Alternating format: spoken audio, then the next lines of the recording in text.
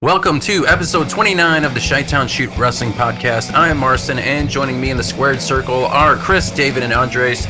We're coming at you from the heart of the wrestling world, Chicago, Illinois, bringing you the latest news, hottest takes, and all things WWE and AEW. Questions or thoughts, send them over to chitownshootpodcast at gmail.com. And without further ado, let's get right into it.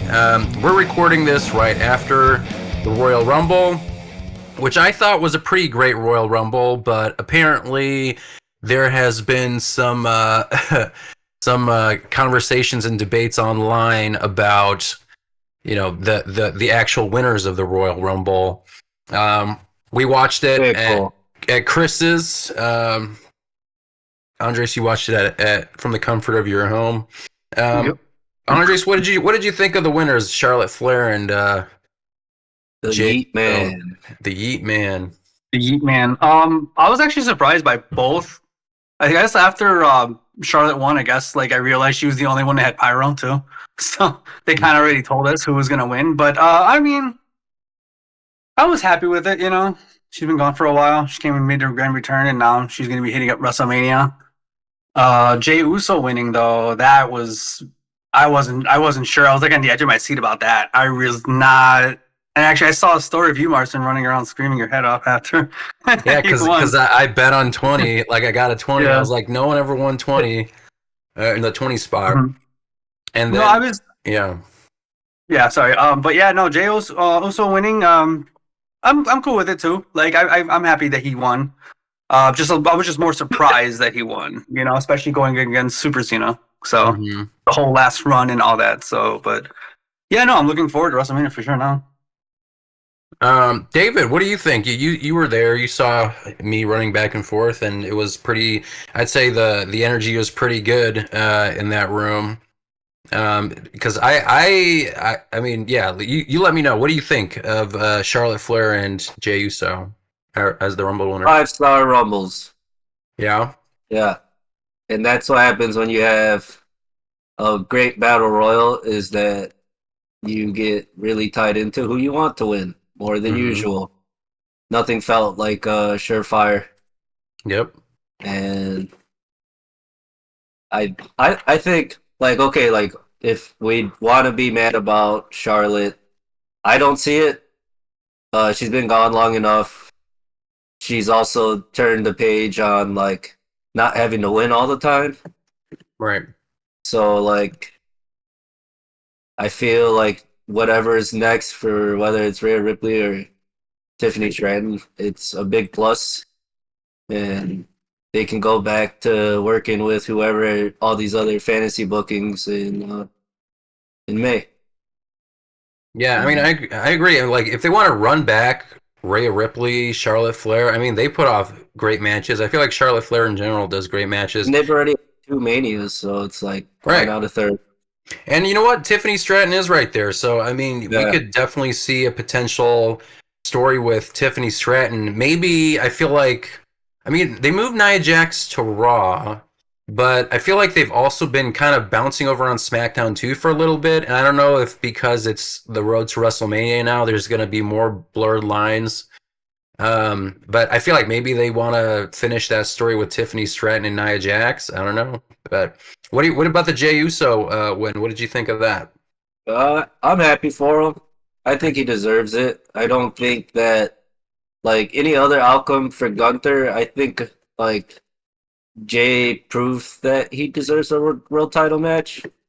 I think, and for like, I think it's good for him. I think it's good for everybody. Like, I caught a clip of Roman's doc where like he was saying if he's the only world champ out of this, then he didn't do it right. Like, like his goal is to elevate everybody, and I think it goes back to that. I think that every Jey detractor has kind of gone away. Like it was like, okay, he's too much of a super kick or like super kick party, and then it's like he slowed it down. I mean, he's still a super kick party, but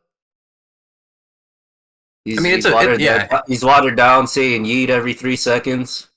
Yeah, I mean, I've heard those things, and I mean, I understand because like I was in that kind of I guess, role when it's like John Cena and they say, he does the 5 moves of doom. But, objectively, it is very smart because people understand what your moveset is. And if there's a certain sequence to your events, then it kind of, I don't know, it kind of helps with the crowd interaction, like for me. So it's like music. It's the build up right before the beat drops. right, exactly. Yeah. And I think in wrestling, that's really important, Chris, what about you? What do you think of the winners of Charlotte and Jey Uso?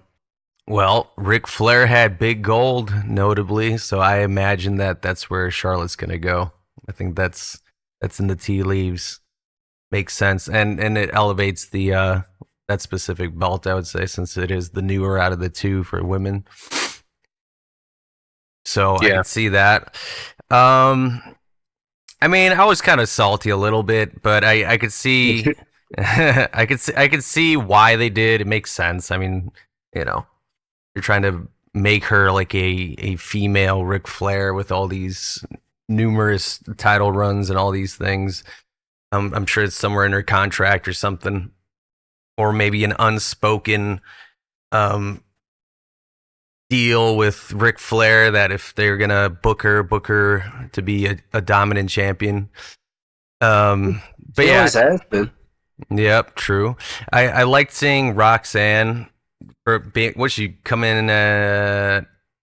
What number did she come in? Pretty early though, I think, right? Like 3? Yeah, and she was Yeah, there 'cause she lasted quite a while. all the way to the end. I mean, Yeah. she was the last one with Charlotte, so that at least there was a lot of good.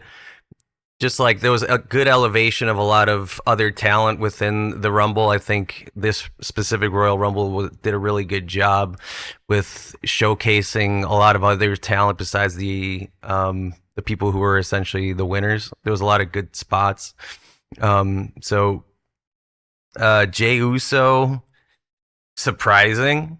I would say that was pretty surprising. I didn't expect it. Obviously, we put money down. I had John Cena. You had Jey Uso. I definitely. Man, when I saw that I got Jey Uso, I was like, oh crap, I don't know if I'm gonna win this. Right. Dude, I said it. I was like, you're I gonna didn't know win. you had Jey Uso. biggest Yeah. upset. Chris, I didn't know I had John Cena. I mean, the problem is with when people do fantasy booking for themselves, like they just expect things to kind of go the way they think it's gonna go, and then it doesn't, and then they get upset. I mean, that's ultimately on them. You know what I mean? Oh, it should have been this. Like, I mean, they knew that everybody expected that it was going to be either John Cena or CM Punk or one of those guys. Roman, yeah. Roman. I mean, shit. I mean, this was definitely unexpected, which I think was very welcome. So, yeah. Overall, I would say 5 out of 5 Rumble. I think it's probably the best one within probably the last 5 years, I bet. That's pretty high praise. Yeah. I feel like yeah. it's up there with like 01. Yeah. Yeah. Yeah, if you just watch, I mean, if you just see the internet commentary, people are like, worst Rumble ever. Go home. Stay home. Turn off your Yeah, I was internet. like, give me a break, bro. Like, Touch grass. Do me Yeah. a favor. Make an elaborate tweet on what you would have made it in book 1 through 30 and entertain me by reading it. Yeah, And I'll shut up. exactly. And also, like some people were complaining, like, oh, John Cena should have. Yeah, but there's also the Why? Elimination Chamber, and also John Cena is John Cena. Like, he doesn't necessarily need a Rumble win. Like, I feel like, and I know I said, because John Cena, first of all, I think he won 2 Rumbles already. So, does he need a third one? No. Wasn't he on a losing streak before? He was also on a losing streak, so that kind of also adds to that story that he keeps talking about, because he also mentioned in his promos about how he basically has his own streak, and he mentioned the losing streak and how he's going to want to main event WrestleMania. And I think it's a more interesting story that he was very close and then just didn't get it, and you keep that storyline going until WrestleMania, because now you don't know where he goes from here, right? Yeah. And he mentioned he's going to go in the Elimination Chamber. let's see where that goes, because theoretically you can have an elimination chamber where it's John Cena, Roman Reigns again, CM Punk, Drew McIntyre. How many pods are in there? 6? Seth Rollins. Seth Rollins. Are there 6 pods or 5? There's 4, and then 2 start in the ring. And then 2, yeah. So one more person. I don't know. But like, just imagine like those 5 guys at the Jey Uso, no. I mean, unless you do some weird storyline. Jacob Fatu. Just kidding. Yeah, or Jacob Fatu. I think that'd be an amazing elimination chamber. So, really? And it will probably for the for the contender for whichever belt Jey Uso doesn't pick. And I'm assuming, and I think. And maybe they're going to swerve us again, but I think Jey Uso is going to try and beat Gunther just because he lost at Saturday night's main event. And I don't know. And like, that's the other thing. Like, I feel like they wanted to make Gunther this like unstoppable guy. So are they going to have him lose at WrestleMania? I don't know. Because he lost the IC belt at WrestleMania. Yeah, so then he's going to lose again this year, potentially, to Jey Uso, if that's the matchup. So we're going to get Bloodline 1.5. So there's a lot of ways that, this can happen. Like, maybe they'll just have Gunther retain again because they want to keep him going with that undefeated streak since he won the belt in SummerSlam? Nah, I think he's gonna lose. I mean, this would be like, if it was WrestleMania, this would be Jey Uso's 3rd confrontation for this belt, right? Technically, because he had Saturday night's main event, but didn't he fight him in? I think he had another match with him. Yeah. What was that? So what was that? The one in Germany or in Australia or Austria or whatever, Germany. They had like Bash that match. Berlin. Was that a title match? Was that Jey Uso? I don't even remember. I thought that was Priest. Yeah, it might have been Priest. You might be right. But I feel like they faced off twice already for that belt.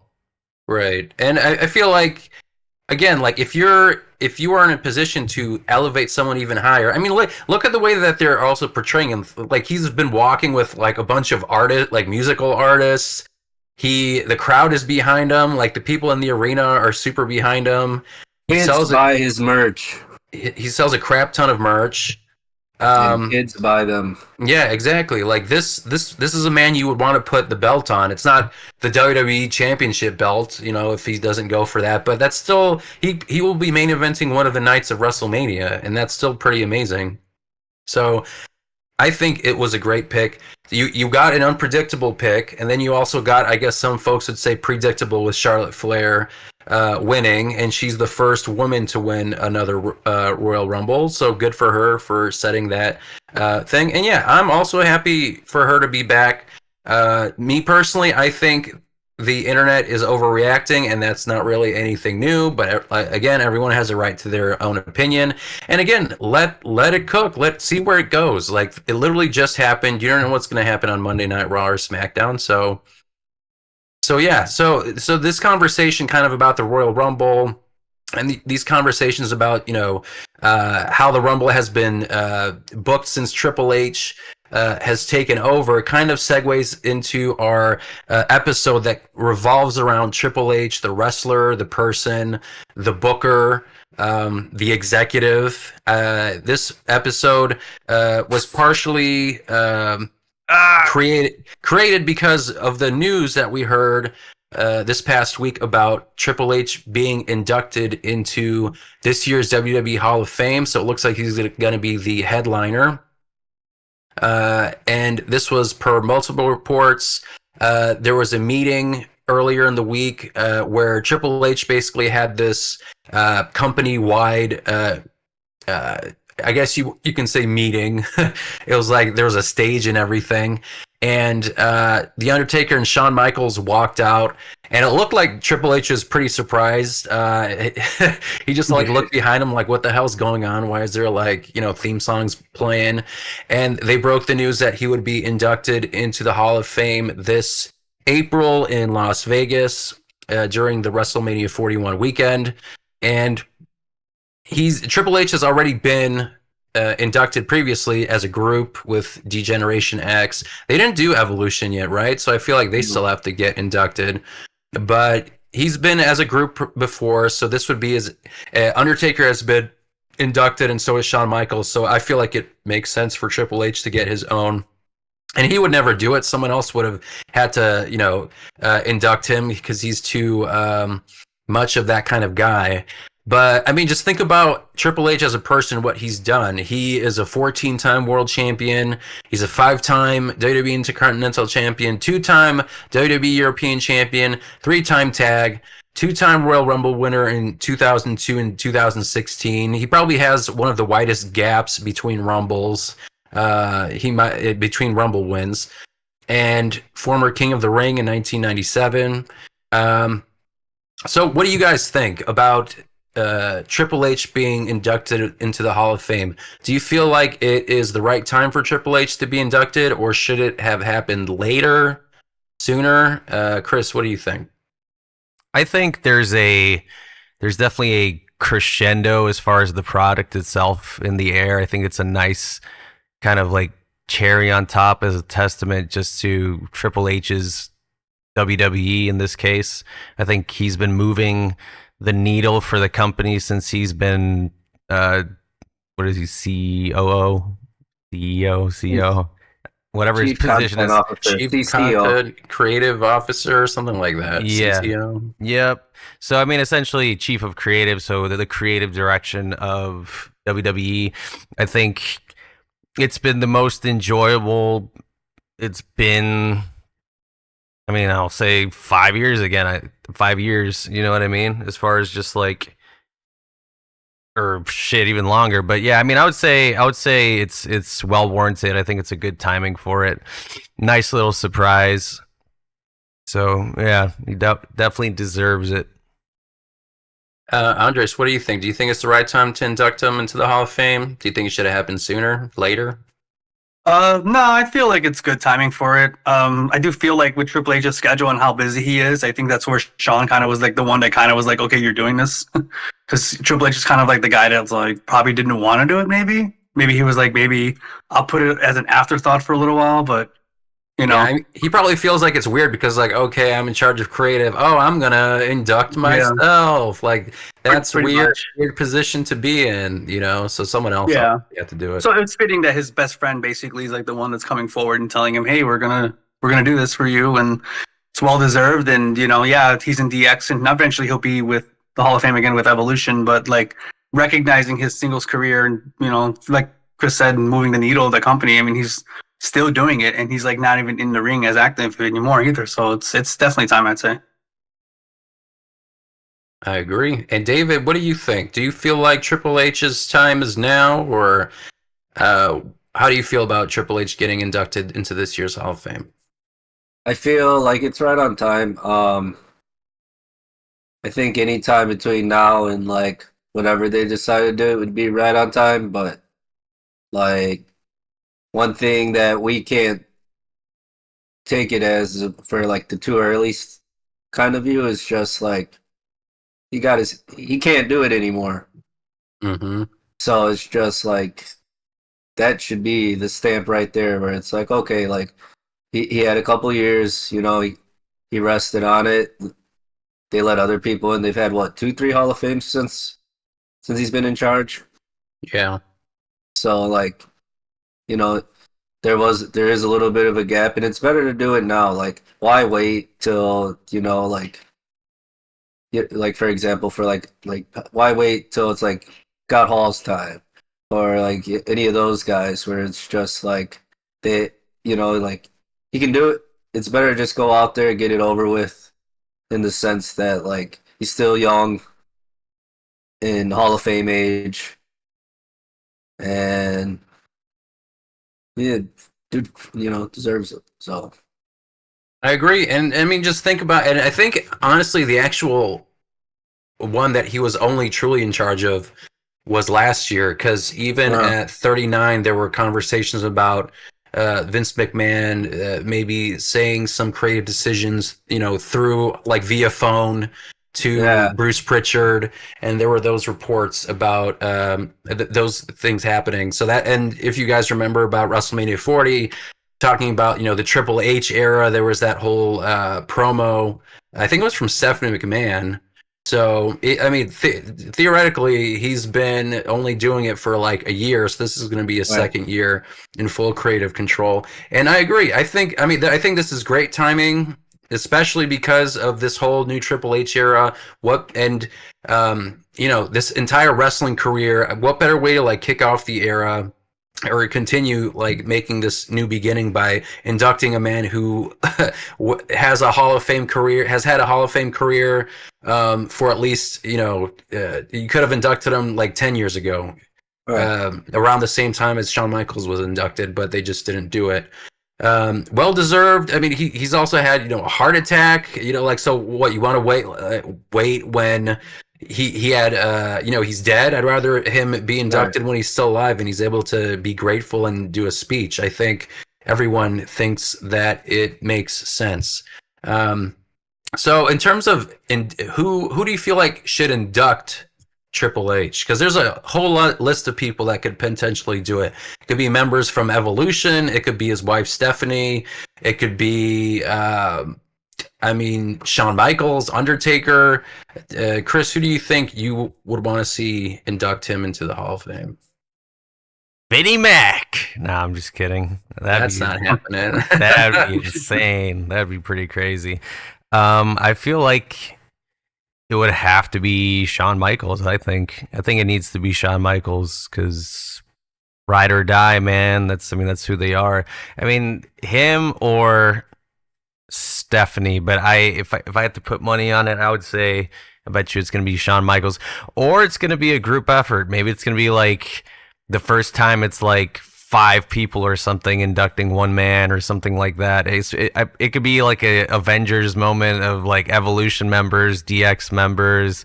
Maybe it's the entire board that shows up. Rock shows up. It's some crazy kind of like induction. Nick Khan. Yeah, Nick Khan. Yep. So I'm guessing it's going to be something a bit more outside the box of typical Hall of Fame. So we'll see. David, what about you? Regal. Why Regal? Regal has been a friend of Triple H since he was terrorizing. He was one of the trainers too when he went to WCW, I think. Yeah. Yep. And then he was he was part of NXT's creative force. And look at all the guys that are basically everybody in WWE at this point, except for the couple of guys from the outside and girls from the outside. It's like almost every star you see came from NXT and came from like the first batch of Dusty's. Like those are Dusty's kids, but those are Regal's and Triple H's as well. That's true. Yeah, I didn't even think about William Regal. Dave or Andres, what about you? Who would you want to see induct into the Hall of Fame? It's just got to be Shawn for me personally. I mean, you can't go wrong with Stephanie either. Also, good choice on David saying William Regal too, because I do remember hearing a lot of their history together very long ago. But for me personally, it's just got to be Shawn, because pretty much like I heard the story when Triple H first showed up to WWE, he was at a rent-a-car spot and like a van pulled up and it was like Shawn and Kevin and X-Pac and Scott were like waving him to get in the car, and that was like his introduction in there. Was they knew he was coming, and I guess DDP was the one that told them, like, hey, there's a really good guy coming here, like take care of him, like take him under your wing and stuff like that, show him the ropes of how they works over there and stuff. So I just feel like that dynamic of him and and Shawn being there with him pretty much when he showed up, I mean, it just makes more sense for me. I agree. I think it's going to be either Shawn Michaels or Stephanie McMahon. Stephanie, obviously, his wife. That makes sense.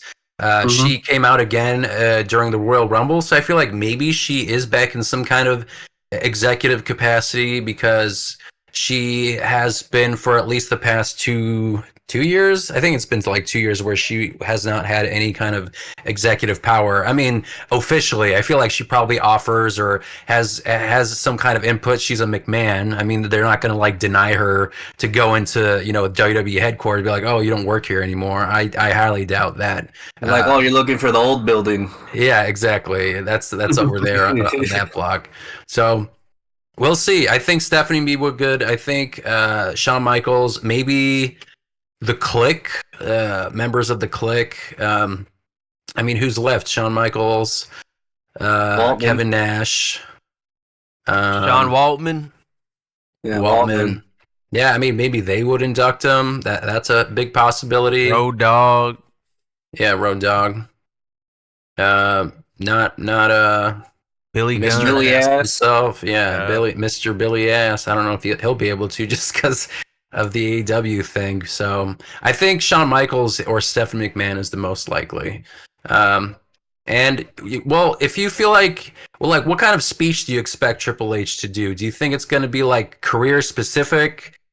I mean, I don't even know. Like, do you think it's going to be like an hour long speech like Undertaker, where he kind of walked around? It felt like a sermon, honestly. He had like the microphone around this thing. I thought he was going to, preach to me or sell me a timeshare, but. Or like a Paul Heyman. I don't think he's going to do a Paul Heyman type speech. But what do you guys He think? comes out in different gimmicks. Yeah, that'd be funny. He said, Comes That'd out be a "My standard speech. F&D." Comes out like as Paul Heyman. Yeah. John Paul Levesque. I feel like he's gonna go off the cuff a bit. I mean, it's gonna be probably like a just kind of feel the vibe thing, and maybe he's gonna glaze WWE and kind of where it's going. Maybe he'll use it more as like a PR thing for the company and some kumbaya moment or something like that, rather than like kind of like talking about himself or something. But I don't know, we'll see. I think it's going to be kind of like the way that he carries himself during the press conferences. I think some of that is going to reflect his speech at the Hall of Fame. I don't think he's going to be that off the cuff like Paul Heyman, just because he is like an executive. He's a head honcho. And so like you could give Paul Heyman a pass because like, hey, you're a coworker, but not if you're in charge of the whole thing. They don't want your top guy saying, crazy Starting things. a DX skit. Yeah, DX skit or style promo. I mean, we'll see. Maybe not. Like maybe they are super lax about it. Who knows? But I think it's going to be definitely a little more formal. I feel like he's the kind of guy that kind of wanted it to be, like you said, formal. Like everyone else is going to want to make a bigger spectacle of it than he would. Everybody else is gonna just keep trying to break his like character. You know what I mean? Yeah. So what do you think about? I know like it's highly unlikely for Triple H to have an actual retirement match, and I mean his last match that wasn't really. What was his last match anyway? Was it like in 20? Was it in Saudi Arabia? Randy Orton. Yeah. If it was your ideal person to retire him, who do you feel like should have been his final match? Shawn Michaels. Someone from NXT. Well, that was NXT. Someone that can get a rub, maybe. CM Punk. Nah. I mean, that would have been cool. Like just someone who's active in the roster right now. I mean, or like theoretically, like whatever, anyone. like whatever you would want it to be. This is purely fantasy booking. I mean, I think just for the sake of, I don't think he needs to, put the rub on anybody. I don't think for a retirement match. I don't think that's necessarily a thing that needs to happen. But it comes down to kind of the state of the product at that moment. So that always kind of dictates where that kind of a match should potentially go. But, since we're just talking fantasy, honestly, yeah, like Shawn Michaels or somebody like that in their twilight years, like now seeing that match, probably wouldn't want to see it. But, especially after all that, it just wouldn't be the same. But yeah, peak, or at least like 10 years ago, something like that. That would have been an interesting match. It would have been too early for him 10 years ago. Yeah. To retire? Yeah. Yeah, I mean, like, he's what, 53? 55? He'd probably be retiring around, like, in the last not between 2020 and now. Yeah, probably like 5 years ago. He would have been doing like a final tour. Yeah. It'd be like, it would have probably been either Roman or Rollins. John Cena too. They've had a Cena, yeah. long feud too. Yeah, but that don't do nothing. Yeah. That's No, true. I like, guess it feels like 5 years ago, yeah. And then you Yeah. want to give like Rollins and Reigns another bump. I think Yeah. that would have been the right move. if we're gonna do an One I old would say guy, outside of the it's outside of old guys, or like or if it went to an old guy like an Orton or a Cena, it should have went to like Styles or Punk. I agree. I agree. Yeah. Well, one like outside yeah. the podcast, I would say. Oh, sorry, Marcin. No, go for it. There was one. He actually said in an interview that he wished he had worked with them because they were always in the company at the same time as each other. He's never had like a rivalry or a match with Rey Mysterio. He said. Right. Is that true? Yeah. That's what he said. He was like, "Yeah, we were both in the company. We just never, we just never rivaled each other. We never worked together." And they were always on opposite brands. Ray was Usually. on SmackDown, and Yeah. Triple H, for the most part, was on Raw until like 2008 with Jeff Hardy and Yeah. all that shit. But it was kind of hard to believe. But he was the one that said it himself. He's like, "I always wish I wrestled him." I was like, "Damn." Yeah. So yeah, I mean, he was almost never on SmackDown, with the exception of that like year that he was there because they wanted to shake things up or do it for the ratings, and then he went back to Raw not too long after that. So yeah, I mean, I think that's an interesting one. I agree. I think it should have been Roman Reigns or Seth Rollins if it was happening 5 years ago. Now I don't think I would want to see it, especially with his health, and I think he has a pacemaker and all that stuff. Right. Like let's not put him through that, and I don't think anyone or any of the shareholders would want to do that either, because they're like, Right. "You're our bread and butter. We need the creative. We don't want you to die." So I Shit, agree. even Cody. Yeah, I mean, Cody Rhodes would have been a good one. Cody could have smashed the throne and came back to no heart attack and done it. Right, exactly. Like that would have been an interesting story if everything counts in wrestling now, and that would have been a good way to create a feud. I agree. Well, this Triple H episode is going to continue on, and I want to dedicate this main segment in this podcast to Triple H, the wrestler, the man, the executive, his entire career retrospective, and I've kind of split it into different eras, and we can kind of go through each one. And I have a series of questions that we can kind of discuss and chat about. And I want to start with like first impressions when you first saw Triple H. And I'll start with you, Andres. When you first saw Triple H on TV when he debuted, and when he debuted for you, because maybe you didn't see the Blue Blood or anything like that, or Terrorizing, or anything like that. What were your first impressions of Triple H? I didn't like him, that's for sure. I do remember, honestly, I think my first ever glimpse of him, like seeing him, because my uncle was into wrestling when I was growing up. He just happened to have honestly, this is going to be crazy. It's when he was cutting that promo and they were all playing as the Nation of Domination. And I was like, that was literally my introduction to him. But going down later after that, like he actually, ended up becoming one of my favorites. Like, obviously not just because of DX as well, but like his heel run was amazing and stuff. But yeah, my first introduction to him was a little outlandish for sure. Man, just think about that. They got away with a lot of crap in the 90s, huh? Smell what the Rock was cooking. Yeah, I remember seeing that. I was like, okay. Like, I'm not thinking much of it, but at the time, because I'm just like a stupid kid, But I was just like, oh. But then later on, it was Owen Hart in that skit. I don't remember who was doing the Owen Hart impression. Yeah, it was like some other. I don't know who he was, but he was like somebody. But like, I don't know if he was like a comedian or what. But I don't know. Like he wasn't part of DX, right? I don't know why he was. just for that skit, I thought. Yeah. Owen was part of the Nation. Oh, Owen Hart. Yeah, but who was the guy who was portraying him in that DX skit? No, I'm trying to find out now.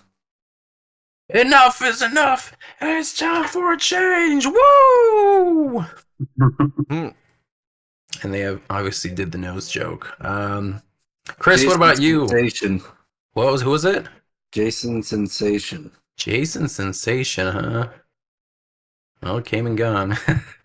No Chris, idea. what about you? What were your first impressions of Mr. H? I mean, I think the first time was with uh the Stephanie McMahon and the marriage, consecrating the marriage stuff, Oh because I man, remember, I think we were watching that. everyone sees these horrible things.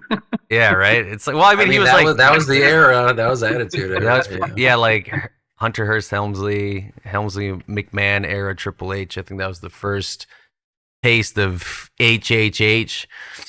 I mean, I thought he was a badass. I thought his music was always sick, and that was always one of the best parts about him. And as his career just kept kind of going, it was just, that's the main thing, is just his aura is a freaking badass. But when that first impression, it was like, well, this guy must be a real, evil dude or whatever. Being an 8-year-old kid, this guy is like some kind of a freak, because he was feuding with Stone Cold in that feud. Feuding with, He was Mr. McMahon, I thought, was it? because he ends up fighting Mr. McMahon in a pay-per-view later on, and then Stephanie like betrays Mr. McMahon. Right. That whole storyline was not actually what happened. Yeah, it was just a ruse the whole time. Helmsley era starts. Yeah, so I mean, that was my first impression, or I mean, I imagine, I don't know, you might say something different, but Yeah. Go ahead. Oh, I was gonna say, I mean, that my first impression of him was the whole McMahon Helmsley era, that DX version where they had like Tori and it was like X-Pac. So that must have been like 2000, like either like very late 99, early 2000s, and it was McMahon Helmsley era. I mean, yeah, I thought I didn't think much of him. I mean, he was a big tough guy. Like you said, his music was cool. And then when we came back to wrestling in 2006, like just remembering DX from before and just kind of reading about it, and then just seeing them back with like the Shawn Michaels Triple H reunion, that whole thing was, I thought, I mean, I feel like for the internet wrestling community, they thought it was, they didn't like it, like they didn't like the direction it went, but like I enjoyed it. Like I understood the issues they had where they were like, oh, they're just burying young talent with like the Spirit Squad or whatever, and they're just getting fed to Degeneration X. I didn't care because I didn't see DX through their heyday, so I enjoyed seeing that kind of stuff. And of course, I'm a 14, 13-year-old kid, and the sophomoric humor was up my alley. So dick jokes and poop jokes, bring them on. So I really like Triple H, and again, we were those teenagers where, Cena was the person that we were booing because it was cool to boo John Cena in like 06, 07. So anytime Triple H was put up against John Cena, I would always be rooting for Triple H at the time. And I just liked him as a character. I remember in 08, it was 07 when he defended the WWE Championship belt like 3 times in one night at No Mercy. That was cool. Yeah. But I guess first impressions. David, what about you? My first Triple H match that like I watched was probably No Way Out 2000. So like when he wrestled Foley Hell in a Cell. So I thought like kind of off the rip, like I was like, this dude's kind of crazy. And then like I remember like asking my dad like, hey, what does Cerebral mean? And then like him telling me, and I was like, so this guy's the Cerebral assassin. And I was like, man, like, and then so like I always thought he was cool. Like I thought he was like pretty crazy. I thought the sledgehammer was cool. Like he was probably like the first bad guy other than like NWO. Like he's probably the first WWF at the time bad guy that I rooted for, because like I was all about rooting for NWO, so it's kind of already instilled in me. But yeah, he was like my first favorite like WWE bad guy. Let's kind of like veer into that kind of early part of Triple H's career, and DX was, I think, a big part of that, where he really got shot into superstardom with his group initially with China and Shawn Michaels, and then he basically had his own version of DX. How do you guys feel like? How influential do you feel like DX was to the pop culture and then in wrestling in general? Andres, what do you think about DX's influence on the wrestling industry in its early versions?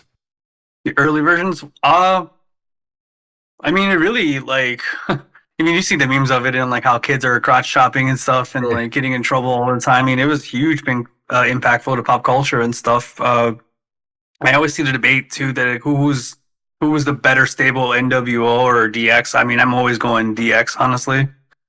It all. I mean, at the time too, I think what Triple H was kind of like when like the start of DX or a little after, wasn't he like going through like a part of his career where Vince was like holding him down basically It was right before for a that. while? I remember hearing about that. Like he had to like he was gonna be like high mid card for like a while.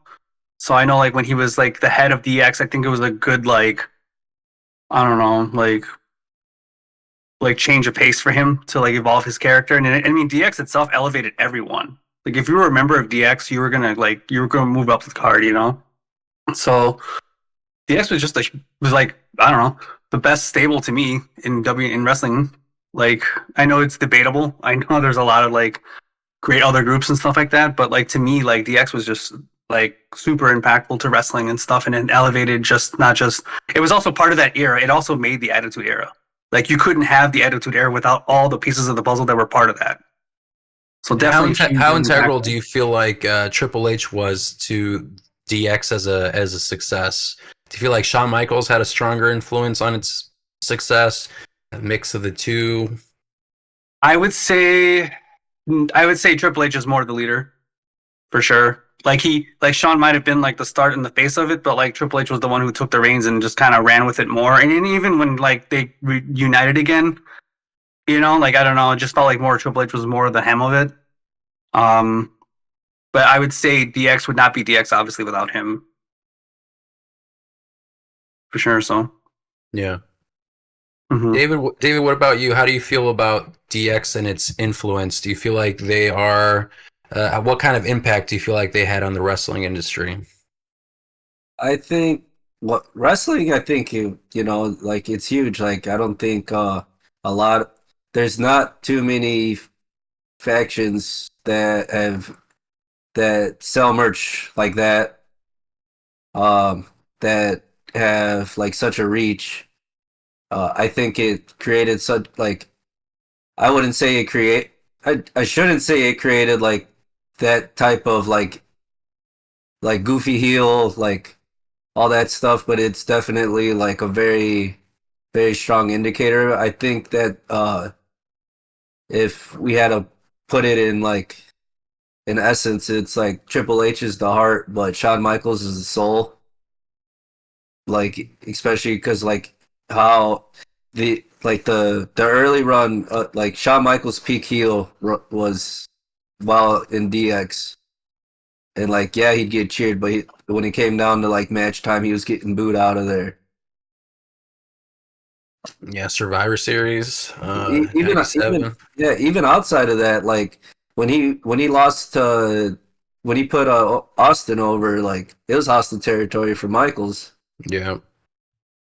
Yeah. And like I think like I think they created that like playfully dangerous type faction.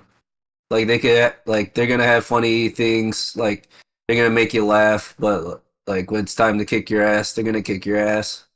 Cause like NWO wasn't really like funny. Mm-hmm. They're just like a bunch of tough dudes. Tough dudes trying to take over. Yeah, And it's that like was just kind of. give him a swirly, throw him in his locker, like type of tough dudes. They're Yeah, just and a that was bunch of kind of like bullies. the common thread, I think, Right. for the NWO story. And yeah, and like DX, I mean, even NWO, like those kinds of groups, like their merchandise transcends that era that they even lived in, like even 25, 30 years later, like DX merchandise still sells pretty well, and it's still like a merchandise option. So that doesn't happen if you don't leave a lasting permanent impression in wrestling culture and pop culture. And I do think Triple H was integral to that. Chris, what about you? Do you feel like DX's what do you feel about D-Generation X's impact on the wrestling industry? Specifically the 90s version or the later versions? I'd say 90s and early 2000s. I would say that, I mean, it was a massive impact. It was the answer to WCW's New World Order at that point, NWO. So it was very impactful. I mean, just like, Andres mentioned the video of kids doing cross chops and stuff like that.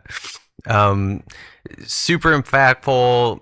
It was integral in pop culture at that specific time, and it elevated Triple H himself along with Shawn Michaels into their singles careers later on. And then even like 2000s, like the more corporate version of DX, where Triple H had this, or I mean, to this day, I mean, he always had this imposing aura about him as far as like heels. Like there's a lot of heels, but like when you see Triple H and the way he just kind of carries himself, it's like this guy can like kick your ass or get rid of you if he wants. You know what I mean? Like he's in control. So I mean, I would say the impact of DX is definitely felt. Actually, when we went to one of the shows, wasn't Samantha Irving was still the announcer? Didn't they do like a segment where they were like shooting the crowd and blasting DX music, and like every time they got someone on camera, they were cross chopping and stuff like that? Yep. I thought that was cool. So I mean, it's still like so relevant that they're doing that, Yeah, I mean, Triple H probably has a hand in it. He's like, yeah, creative decision, baby. We're including a DX segment in live events. I used to have so many DX shirts, man. I had like almost every single one, like through the 90s. The only one I never got was the jersey. That's the one I'm still like kind of like almost like 40 now. I still want it. I still kind of want it, not gonna lie. I want to get the OG one and just get a cut off, just like cut the sleeves off, bring it to the gym, just that OG design. The jersey? No, just the whatever that just standard DX shirt thing. Oh, the black and white one? Yeah. Yeah, okay. Yeah, I agree. Let's move into the game era, like not too long after The game DX. When did you first consider Triple H to be like a legit main event star? Let's see, David. So like I was kind of like born into him being a top of the card in the sense of just like where I happened to watch him. So like I never really thought of him outside of that. Like I knew he worked his way up. Like I was aware of like invading WCW and stuff like that. But even like when I had seen stuff like that, I was like, well, if he's doing something like that, it's got to be one of the best. And I obviously, being like 7, 8 years old and not having to deal with dirt sheets and silly forums saying that like this guy doesn't deserve crap, or like saying that, oh, he buried this person, all the clicks at it again and stuff like that. I had no idea. I thought he was good. Like I thought that so I caught him at 2001, so I had to see him retire Mick Foley. I was like, okay, must be good. And then he wins a fatal 4-way at Mania. And like, yeah, it was dirty, but it's like, that's what bad guys do. And then just an 8-year-old applying 8-year-old logic, like, oh, that's what bad guys do. They cheat to win. Like, I watched WCW. I know this is how this goes down. Yeah. And then like I always thought he was a good foil for The Rock because that was his next thing. I agree. And yeah, and I didn't know he was hated until I was like probably like 2005. So like 12, 13. You're talking about like the Married to the Boss's Daughter. Yeah, like all that, like discourse. Yeah, like I knew it was real, and I knew like that was like leaking on the TV, but I didn't understand that discourse because like maybe I just didn't understand how wrestling worked, or like him being on top wasn't like it wasn't new to me. Like even like Reign of Terror, like I was just like, oh damn it, he wins again. Time to play video games. Yeah, I mean, Yeah. I had the same thought. Andres, what about you? When do you feel like he was a legit? When did you consider him being a legit main event star? Pretty much when he started getting the iconic the game music. When he started to really like take off his singles career. I think I can't like pinpoint exactly like when, but it was definitely around like the N64 No Mercy era because he was like already in the run for the title. He was rivaling with The Rock, Stone Cold. It's kind of hard for me to like exactly know when, but I mean like when he. I think it was like maybe during the corporate DX era too, is when he really started to go for the main spotlight at the for the title and stuff. But I mean, for me, he was definitely like in line for it because I remember like he was even rivaling The Rock for the Intercontinental title. So when you see both of them progress to the next big belt together, it was just good timing and stuff like that. So I would say like the early 2000s, maybe the second incarnation of DX is more when that was kind of becoming a thing. The Yeah, corporate DX. I think like 2000, 2001 is when he was like a legit bona fide main eventer, and then of course he tore his quads and then came back 2002. And yeah, just really legit main eventer. Well, let's say during this period between like let's say 1999 and yeah 2002, because Evolution starts what, 03 or 02? I think late 02, no? Because he has the fuse with Shawn Michaels in 02. I don't think he was in Evolution yet. I think Evolution's later. Yeah, I think that's 03. 03. 03, yeah. So let's say 99 to 2002. Who do you feel like, what are some of his most defining feuds or rivalries? Let's go back to David. Cactus Jack, Rock, Taker,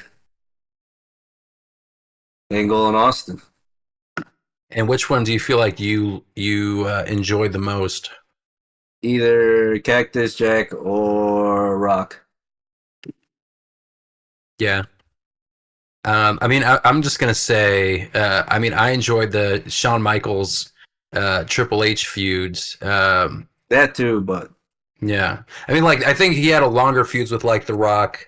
Uh, I mean, I thought the Rock feud. I mean, Chris Jericho, I think, was another one that he feuded yeah.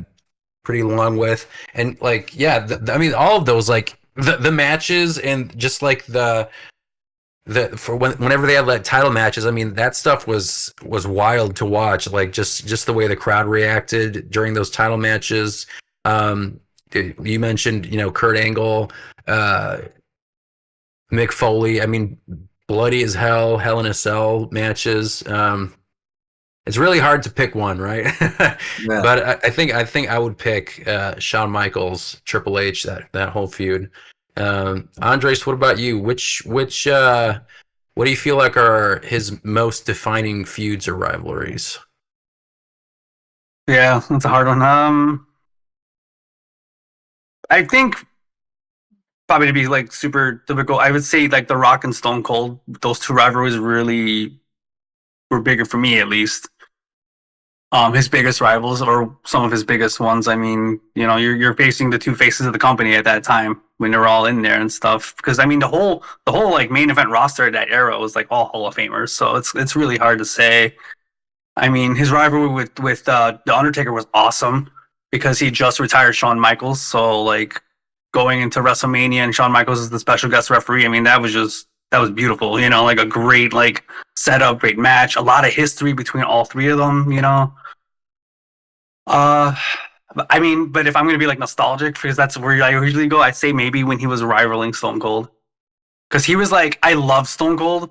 He was my favorite, but like Triple H was like also my favorite heel too. Like he made me like him so much, like because he was so bad. And I think to this day he's probably like the greatest heel still in WWE. I mean, Triple H, I think, he's a natural heel. One word to define him, I would say, is dominant. Like when he's in the ring, he is just like, I am mowing your ass down kind of a guy. Even when he's cutting promos, just like if you're going to define his aura, entrance, promo, in-ring aura would be dominance, I would say. Just that's how he carried himself. And he was on Muscle and Fitness magazine with them chains around his fucking shit. Like, how do you not want to work out?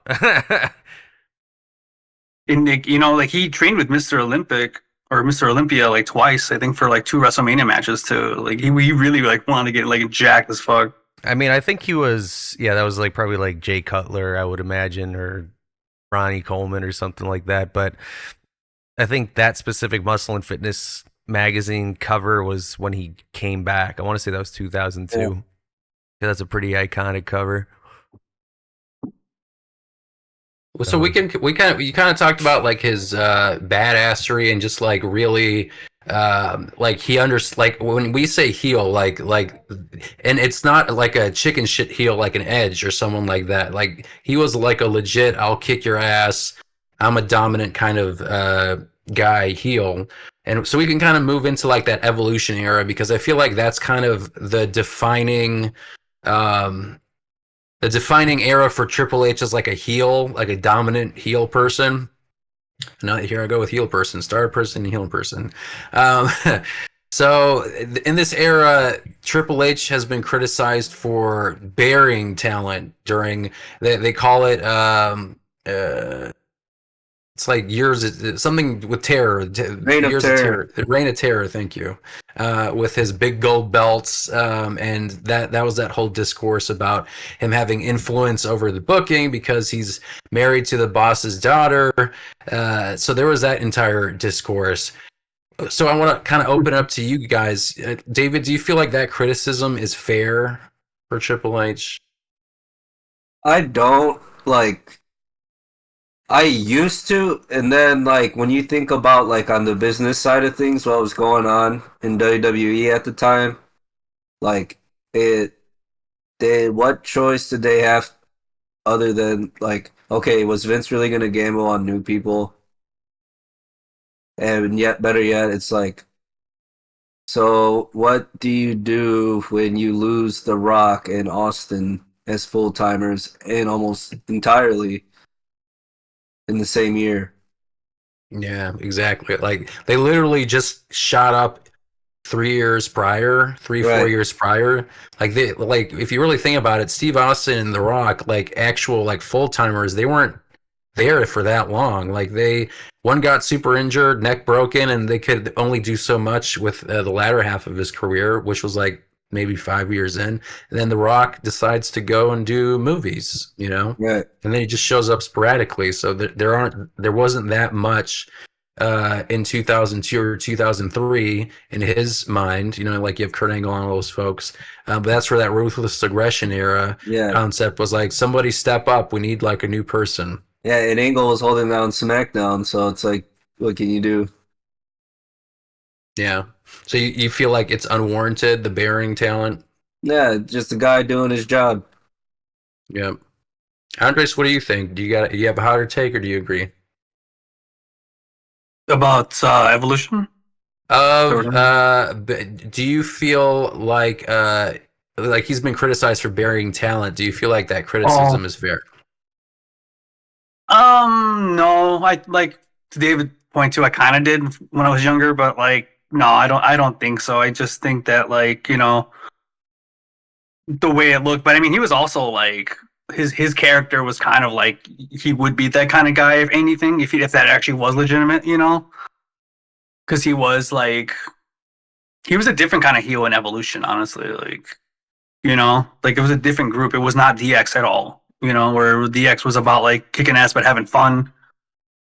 Evolution was just like a bunch of like rich guys, I guess. A bunch of rich guys who are dicks and like the horse. They win all the gold and stuff. Yeah. So no, I don't think those speculations would necessarily be honest, like true about that. No.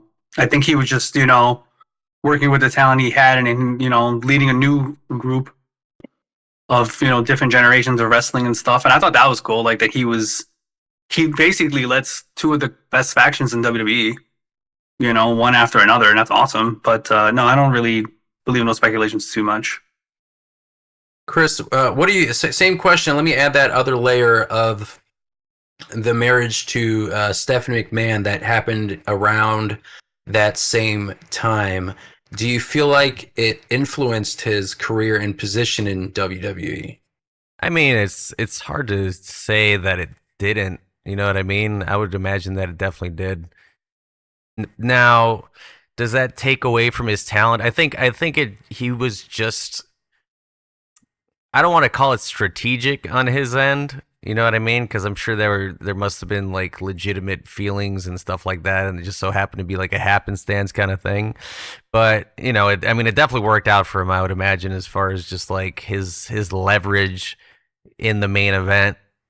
But Right place, right time. yeah, I mean, like it was like all perfect, like stars aligned, planets aligned, whatever. But like he backed it up with his talent. He wasn't like some schmuck that just kept being put into the main event because he was with somebody. Because when he would be in the main event picture, he backed it up clearly, right? Like that's how I would say his run went in the whole. Yeah, I mean, if it was like a Ricochet, I think then we'd be having a conversation here. But yeah, like let's say Ricochet married somebody in a company, right? The daughter of the CEO, like Antonio Khan.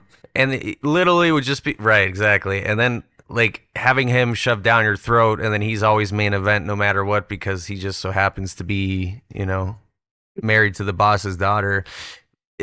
His talent is just not there. It's not on par with like a Triple H. You know what I mean? Because Triple H can back it up, and he had all those years beforehand with DX and all that other stuff that put him in that position, I think. So, I mean, he was just strategically doing the right stuff for himself. So, I also heard too that like even when Stephanie was talking about like when she first got to know him, he was actually in a lot of the writers' meetings too, because he wanted to learn the ins and outs of the business too, not just be a wrestler. He wanted to like understand like what production worked like and stuff, and like pitch ideas and stuff. Like they I remember like the McMahon family even said they actually liked that about him. He wasn't just like here to wrestle, get a paycheck, call it. Like he actually like would come early, sit down, talk with all the other writers and stuff and producers, and just wanted to get an understanding and stuff. So I think that's cool. So he obviously loves the business that much that he's wanting to understand and learn it like from behind the scenes too. And now look at him, so makes sense. I agree. I mean, his nickname is the Game, and he is definitely a student of the game. Like, you can tell he's very passionate about the wrestling business. I mean, he wouldn't want to be doing all of this creative stuff if he wasn't into it, and he's basically touched every aspect of the wrestling business. He's been obviously a wrestler. I'm sure he's had creative writing as well. He's been a producer, a trainer. I mean, he's touched so many different aspects of the business because he legit loves it.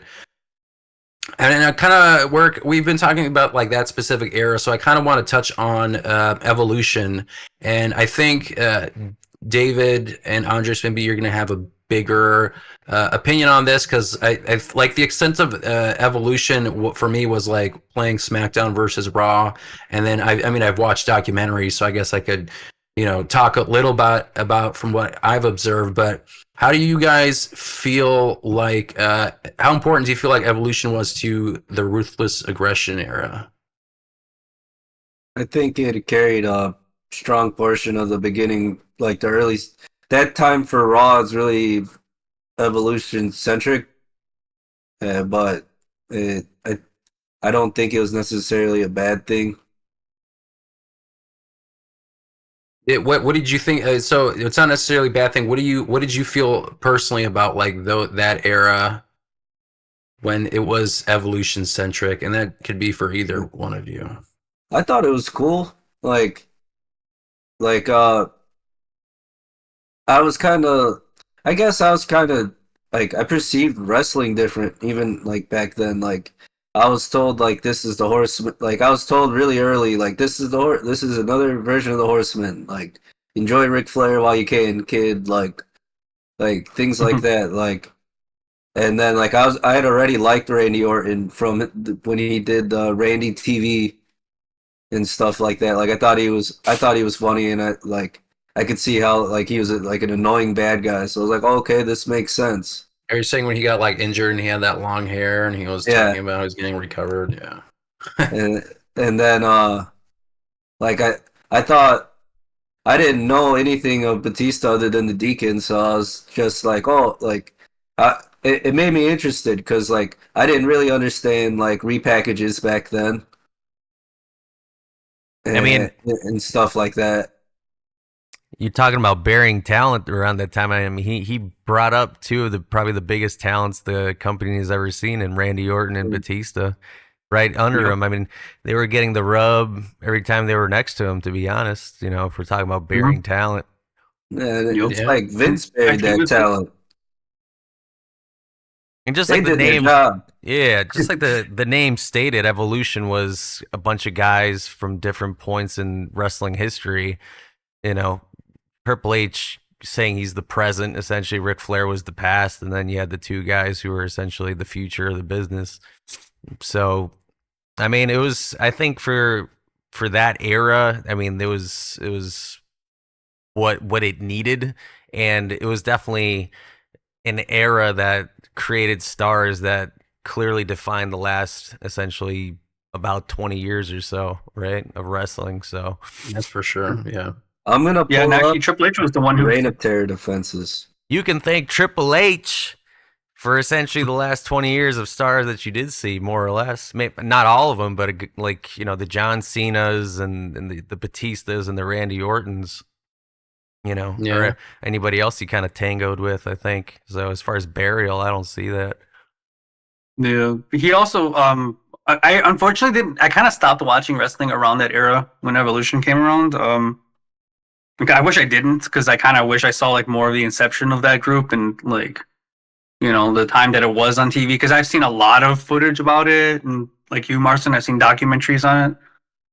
So I know like a decent amount, but yeah, when forming that group though, it was interesting because even he was the one that brought Ric Flair on, because he said that at the time Ric Flair was just working behind the scenes, and like he said he saw him and he said he can tell like there's something about him. He's still like hungry to get back in the ring, like before, and he's just like, I can see like he really wants to, and like maybe we should bring him on, and I mean it worked out perfectly. I mean that group was awesome. Like I wish I had seen it more in this inception, but like seeing what I've seen and what I've known, I mean no, it's definitely all, I would say, because Triple H was involvement though, for sure. Like just elevating everyone in the room. And come on, Motorhead, man. Yeah. All right. Let's see. You seen that? Did I send you that? Somebody did. I think I sent you that. You see, y'all. Oh, maybe you did. Okay. The Randy Orton. I don't know what that segment was, but it was just Randy Orton talking about Motorhead or something about Triple H, and he's like, "I like Motorhead," and he just like sticks his tongue out and throws the horns up and shit. There's like no music either. It's just him doing that in a room. I'm like, what? Yeah, I remember that. But yeah, another banger. I mean, you get Line in the Sand with Motorhead from Evolution. I mean, Jesus, the music. Yeah. So let's kind of keep rolling around through his career. So let Evolution disbands. Do you guys know when they officially disbanded? Was it when Triple H basically lost to Batista? And that was 21, right? WrestleMania 21? Right. Yeah. So I guess after that, I mean, Triple H's next feud was, I mean, I don't know if it was John Cena immediately. Well, he ended up turning on Flair later on. Oh, right. Okay. And that was like the official. Gotcha. Because there was still like a remnants of them. Right. Yeah. So then, after Evolution disbanded, there was that period where he was, feuding with John Cena. That ties up to WrestleMania 22. And then they do the reunion with Shawn Michaels in 2006. And basically 06, 7, 8, 9, Well, up to 8, I think. There was like variations, and even 9, I'd say there were variations of like Shawn Michaels and DX, and then there was like Triple H solo career. Um, well, what did you guys? What I kind of touched upon it with the DX reunion in '06. David, this is kind of where you stopped watching, right? Yeah, '06, '07? I probably cut it off like Russell. Yeah, so I seen 22. I didn't see 23, so somewhere in between 22 and 23. So somewhere around '06, '07, you were basically like, And then I popped Yeah. in a couple times just to see funny DX skits. yeah. Yeah. Like I Andres, tried were to you get back into it and then like you couldn't? didn't work. Andres, were you also you also took a little bit of a break too then, right? Or did you start around the same time or no? No, Or you I was skipped? still like on a break pretty much from that point. Like even after WrestleMania 22, I was still like I still heard a lot about it because I had friends that were like still actively watching wrestling. So I heard when like DX got back together again. Okay. Um, So so I when do was you like feel like interested you in jump watching when do you it. feel like you jump back in? Oh man, 20 Well, or 2009 maybe. I probably can't. I took a long break. okay. Yeah. Cool. So I guess Chris, this could be you're in my conversation, this specific section. So Chris, what did you think of the return with DX and HBK in '06? I mean, the buildup that it was like happening because you saw it like week to week that it was like, oh, are they going to bring this shit back? Was kind of exciting because again, we weren't really there in the early '90s to witness the peak DX, but it was just kind of cool because you got to see it in real time to experience some form of that. So it was pretty cool.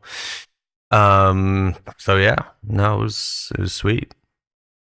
Yeah, I mean, this was definitely like I think he's still in the prime of his career, but it wasn't.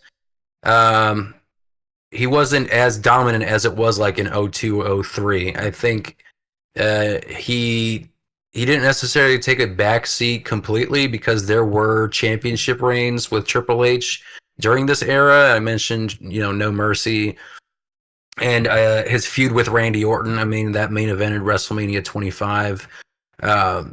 Which was the match was okay, like, and they unfortunately had to be, the main event after Shawn Michaels versus the Undertaker, which, like some people say, is like one of the greatest matches of all time. Um, so I feel like during this period, this was kind of like just kind of him being that veteran, going up against. There was that illegitimate son angle, and they kind of teased Triple H like being I don't know, like that part of that angle. And I remember when it ended up being like Hornswoggle when Triple H was in the ring, and like I was cackling because Vince McMahon's face when he realized he had like a kayfabe leprechaun as a as an illegitimate son was funny, even though it was supposed to be Mr. Kennedy, but then he had his own issues. And that was, I think that was one of the people that definitely had a career, like the one that got away. But that's a sidetrack.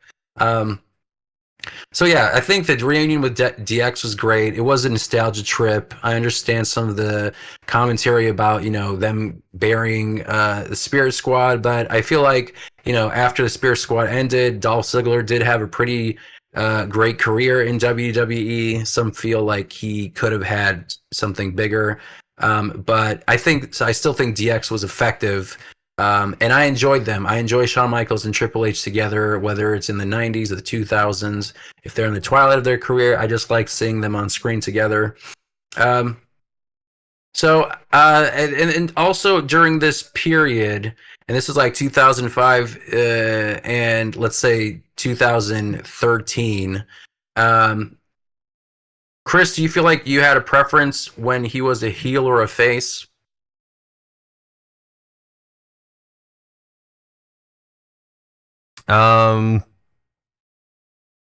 I think the majority of Triple H, as I experienced him, was more of as a face. I want to say because it all kind of stemmed back to the No Mercy stuff when he became champion again after the DX stuff. He came back after that injury, and he was essentially a face, right? And back in shape, he was looking great. So that period of time. So that's essentially how I remember Triple H, because he still had, I would say, from that specific, era, especially when it came up to all the CM Punk stuff and him and Punk and that kind of like corporate thing that he was kind of doing. I guess he was a heel at that point. But I mean, that's how I'm gonna remember Triple H, as far as at least in my mind, because that's when we experienced him the most IRL. You know what I mean?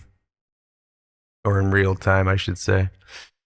Yeah, I agree. I mean, I think when he was facing the Undertaker, they were just two faces going at it, right? He just wanted to, go after Two bros just trying to hug it out. Yeah, and I mean, during that specific period, I think they were also trying to actively like make people forget that Triple H already faced the Undertaker before, and they were just like pretending like it didn't happen. And that's like one of those Vince-isms that I'm glad it is gone, because in a Triple H era, they would not be like pretending like having someone from the Men in Black show up and try and use that flashlight to like make you forget and like question your intelligence and think we're stupid. Like I did not like that kind of part. Treat it like they're actually real people and they feuded before. Don't make it seem like pretend this never happened. Let's all, like, I know we suspend our disbelief, but let's also just forget about actual stories that existed. They had the road to WrestleMania was.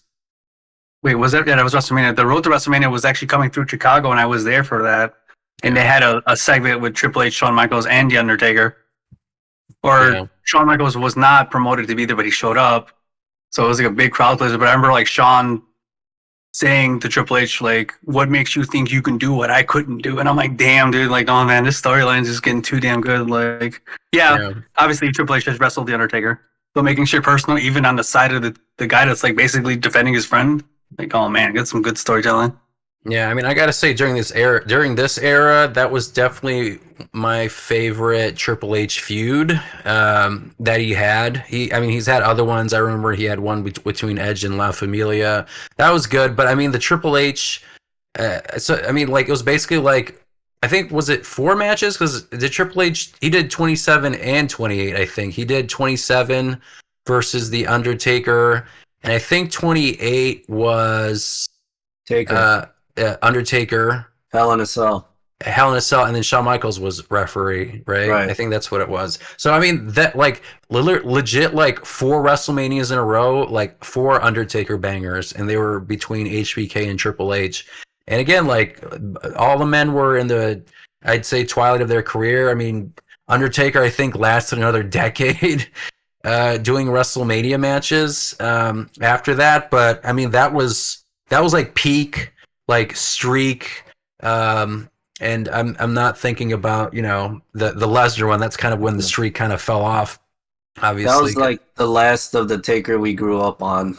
Yeah, exactly. And then after that, I mean, like, he had matches, but it just wasn't as great as that series that he had with Shawn Michaels and Triple H. Taker, like, yeah, like they build it as the end of an era, and it definitely was with that last one, because that when that, like, I really want to rewatch that Triple H Undertaker with HBK special ref match, because I mean, talk about like near falls and things where I legit thought that he was gonna lose. I mean, it was fantastic. Definitely my favorite feud with him. Chris, you kind of touched on like that Summer of Punk story where CM Punk, and I think Triple H he was in the Authority at that point. I think the Authority was around. Yeah. What did you think about like that whole era with Triple H in the Authority? I mean, I think he played a good heel. I mean, he essentially just tapped into his early 2000s kind of like Triple H, but more refined as like a corporate guy, because he was wearing the suits and stuff like that. I think he wasn't. Was he active in ring, or was he just playing more of he was a COO or whatever He at was that still, point? I mean, he was still doing wrestling matches. I mean, do you remember? I mean, Sting. He faced Triple H faced Sting at WrestleMania 31, and that I think that was still. I don't know if they Danielson. called it authority, but it was like that kind of role. Danielson was heavily authority based. Yeah, Danielson was heavily. So that was 30. So that was the authority. Yeah. Yeah. Yeah. I mean, I think it was good. I think that's just, I mean, again, you need a big heel for a lot of these like faces to tango with, and he was just the guy to put in there because he was just so good at it. So, rightfully so. Yeah, I liked it. I mean, like, I obviously thought that they could have done more when, CM Punk won the championship. I mean, he had that feud with Del Rio, and then they had like Kevin Nash, like an interaction. I just thought you could have gone so many other ways. Yeah, I did like CM Punk doing like the clickety clack noises, and then he made like I love that segment. like that sound of him changing the channel whenever Diesel was on, or something like that. Like Yeah, you gotta hand it to him. Click, click, click. Yeah. So, well, let's. This is still authority here, and I, David and Andres, I think you might. I mean, David, I don't know. You didn't watch it 2014, I watched it. did you? Yeah, 14. Yeah, So- I was watching with you guys. Oh yeah, I guess you're right. I mean, yeah, it's been so long. This is when all the roads connect. Yeah. So, I mean, do you guys remember when Sting showed up in WWE at Survivor Series? Yeah. Yeah, that was pretty big. Yeah.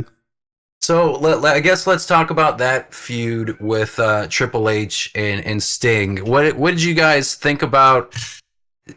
What did you guys think about that feud, and then having Triple H kind of be like that guy to tango with? I mean, if we're gonna use the burial example, I mean that's probably the peak burial, of somebody who I think a majority of people would have assumed that Sting should have went over in that entire feud, because literally the first time he ever stepped in a WWE ring, it was like mind blowing to see, and then it's just like the payoff was like, hey, you lose. Motherfucker, and your neck broke, bitch. That's That was Vinnie Seth Mac Rollins. last. Buckle That's Vinnie bomb. Mac's last fuck you to WCW. Yeah, I think that was Vince's way of like, all right, we you can join, but I'm not having you go. Which is It's insane. I think that's insane, but yeah. It's just like at that Mania, they introduced him as "Welcome to the Big Leagues." Yeah. To Sting, Yeah. and it's like known fact that, Vince was in his announcer's ears constantly telling them what to say. So that's one right there. Yeah. Yeah, I mean, it was a mistreatment. It wasn't. I imagine that Triple H probably didn't have too much of a say as far as that entire direction of that feud. Maybe some things, obviously in ring stuff, but like who was going over and stuff like that. I'm guessing that was all Vince McMahon, essentially calling the shots. I don't know, but yeah, I mean, like it was like if I was gonna point to any kind of a burial thing with Triple H, it would be probably that. Even think about like how overproduced that match was. Like DX came out and the NWO came Avengers. out, and it's like why would the NWO come out for Sting? Yeah, exactly. Yeah, that made no sense. Yeah, Yeah, like, it was very unless the Wolfpack anticlimactic. music hit, like other than that, it didn't make sense. Like Right. Hogan would never come down the stage sing. Yeah, like that was just like a member berries Right. segment for that. So that wasn't great. Yeah, A Is that the, lot of missed entrance to Triple H? opportunities. Yeah. it was. He should have Yeah, I wrestled wasn't. Taker. Taker says it all the time. It should have been me. Yep. It wasn't my call. Why? I still don't know. Was that the same WrestleMania where Triple H came out in the Terminator stuff? Like the whole Yeah. get up? Yeah, I think that was Terminator. That was kind of lame too. I mean, he's had some pretty awesome WrestleMania entrances too. I did like his WrestleMania 22, the throne one, and he had like a lion like fur, I don't know what you call it, vest or something. That was pretty cool. I mean, the Terminator one I thought was okay. I mean, he's had better ones, and I think he's had variations of like that skull mask and that kind of stuff. I thought it was fine, but I did not like uh, the outcome of that match for sure. And was that one where he came out and he got burned by the CO2 that was spraying out? Like Oh, he came out, he had this big like white mark on him. And he got burned really bad, and he actually did the whole match like that too. I was like, damn. Yeah. So yeah, the Authority kind of lasted for quite a bit, I gotta say. And that kind of rolls into the 2016 Royal Rumble, where so that's the one where like you won the championship, Right. when you won the Rumble, and then Triple H was the one who won that Royal Rumble, and we kind of talked a little bit about it during our Rumble episode, last episode. But I mean, what do you guys think of, since we're in this kind of Triple H episode? What did you feel about, him winning it? What is it? 13 years later, I think, something like that. 14 years later, in between Rumbles. Did you think it was a good decision in the year 2016, based on the layout of the roster, or what do you think? Was that when he threw Roman over?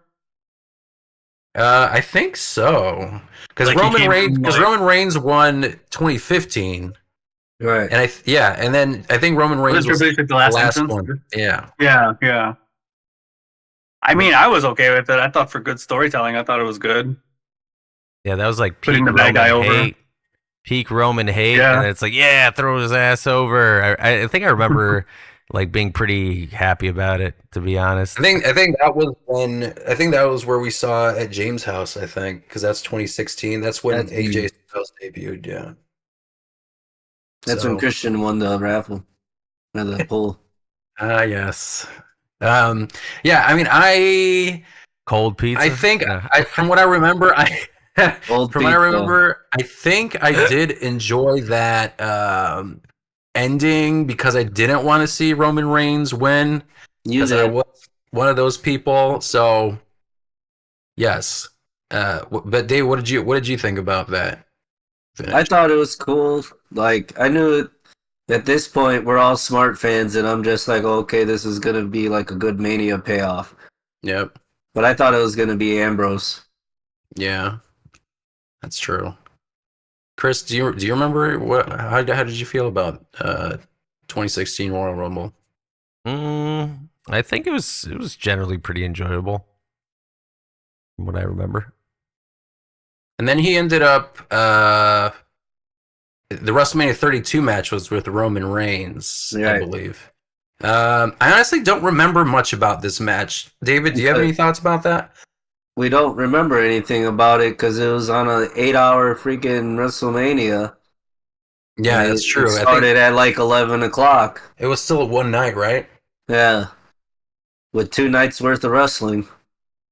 Yeah, I mean, like it got to a point where it was a legit like this is like, I know people said like 2019 was peak, but I was feeling it like 2016, 17, Yeah, the 15, signs were 16, there. 17, 18. Yeah, it just started like being like, all right, this is a bit much, and some of it wasn't, great. There were obviously gems here and there in feuds, but it was definitely that feeling that escalated into the creation of a new wrestling company in 2019.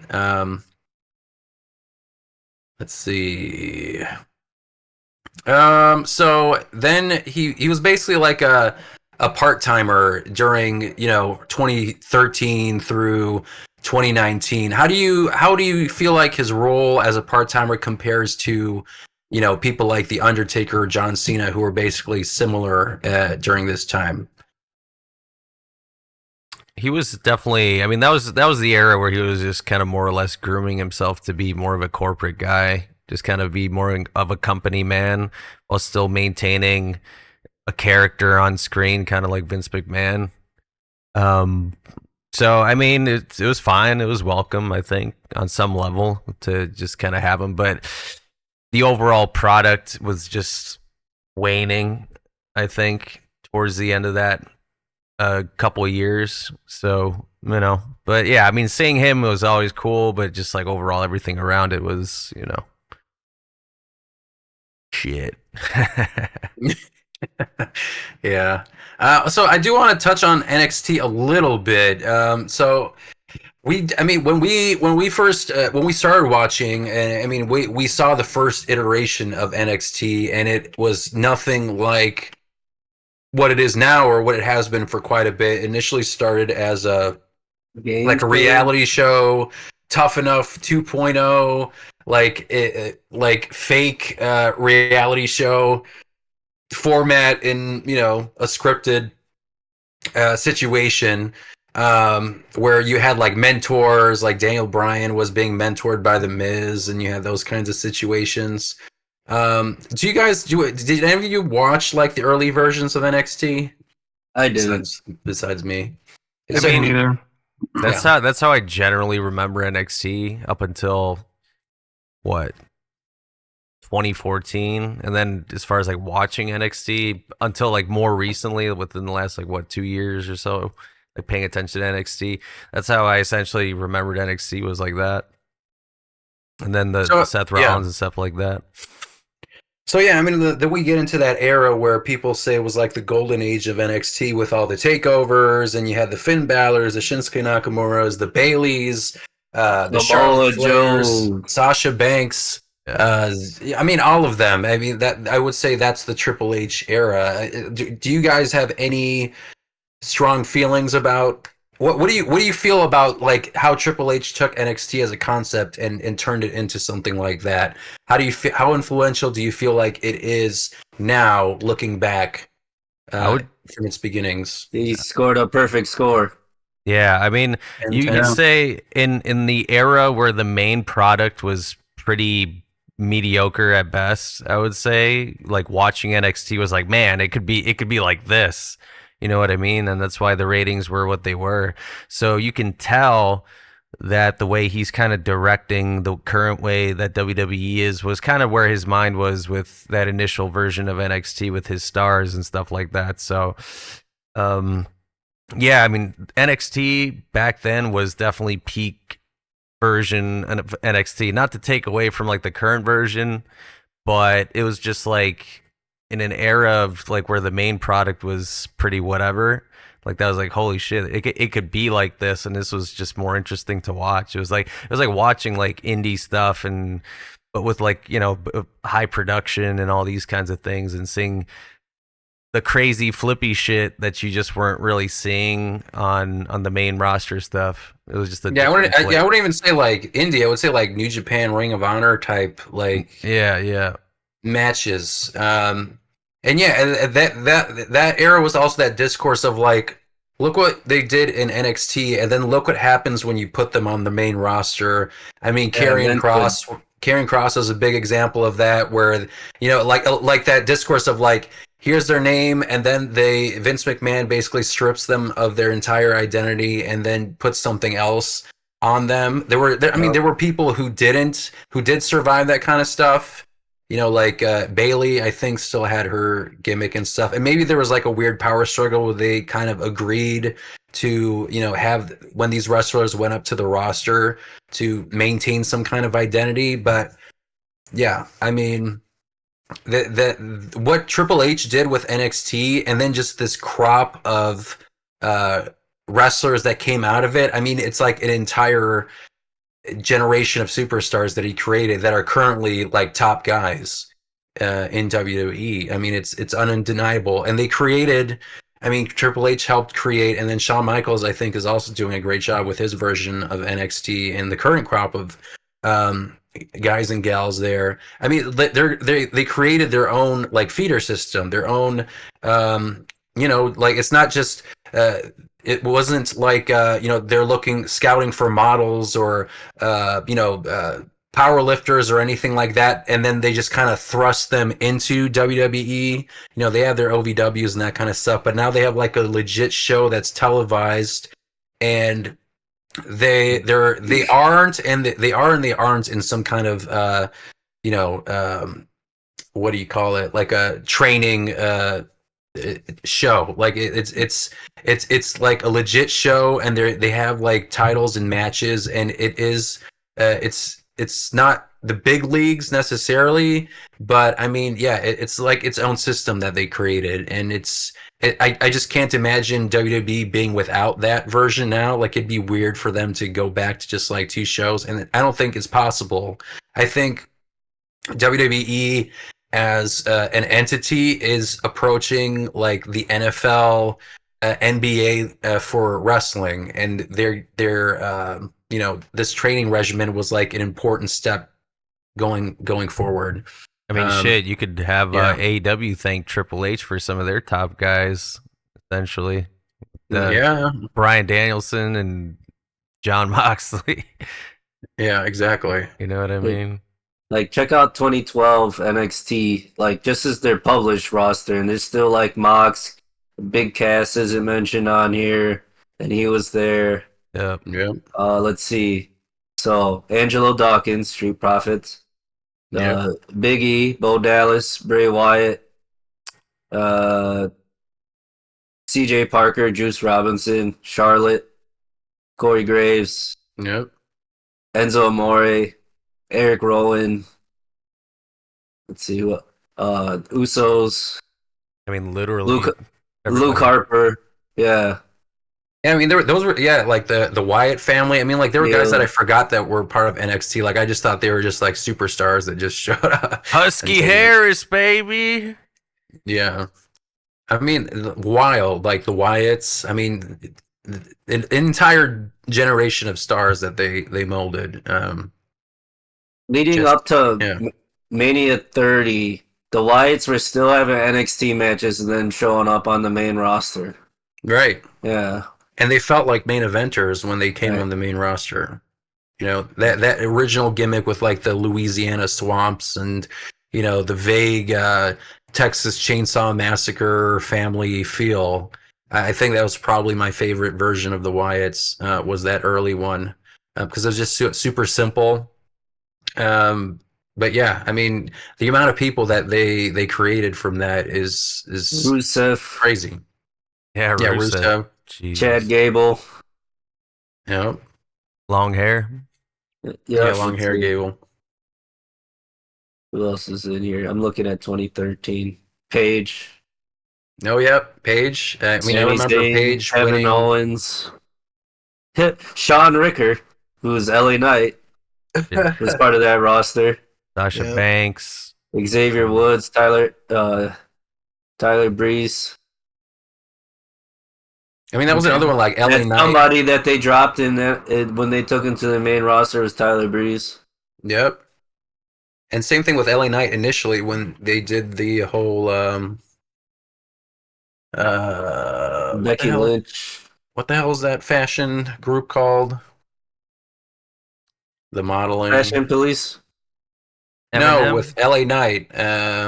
Oh, Maximum Male Models. Yeah, there you go. Like I feel like that was definitely like a Vince McMahon thing. Like that was another like LA Knight, NXT, and now you're Maximum Male Models. Yeah, you're Max Dupree. Yeah, Max Dupree, Maxine. I mean, like, we got Maxine Dupree out of it, and then they morphed it into like a a Kurt Angle style thing. So Well, they got rid of Mason Mansour, that's why. yeah, And now they're using the gimmick they claim they hate. yep. On AEW. Yeah. Mm-hmm.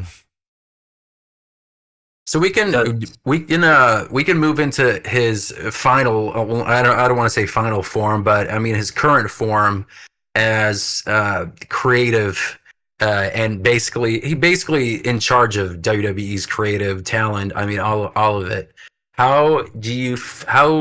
I'll go around the room, I guess. Andres, how do you feel like Triple H's creative leadership has affected WWE transitioning from the Vince McMahon era?